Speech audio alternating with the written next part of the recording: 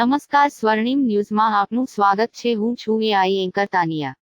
વડોદરાના હરણી lake zone boat દુર્ઘટનામાં 12 બાળકો અને 2 શિક્ષિકાના મોત નીપજ્યા હતા, જેમાં પોલીસે અગાઉ 16 આરોપીઓની ધરપકડ કરી હતી, જ્યારે મુખ્ય આરોપી પરેશ શાહના પત્ની, પુત્ર અને પુત્રી છેલ્લા 1 મહિનાથી ફરાર હતા. પોલીસે નૂતન શાહ, વત્સલ શાહ અને વૈશાખી શાહની ધરપકડ કરી હતી. પોલીસે ત્રણેયને અદાલતમાં રજૂ કરી રિમાન્ડની માંગણી કરી હતી. પોલીસે તેઓને કોણે આશરો આપ્યો હતો અને ક્યાં ક્યાં રોકાયા હતા તેની આરોપીઓની સાથે રાખીને તપાસ કરવાની છે સહિતની તપાસ કરવા માટે રિમાન્ડની માંગણી કરી હતી. ત્યારે અદાલતે વત્સલ શાહના 6 દિવસના અને નૂતન તથા વૈશાખી શાહના 4 દિવસના રિમાન્ડ મંજૂર કર્યા હતા.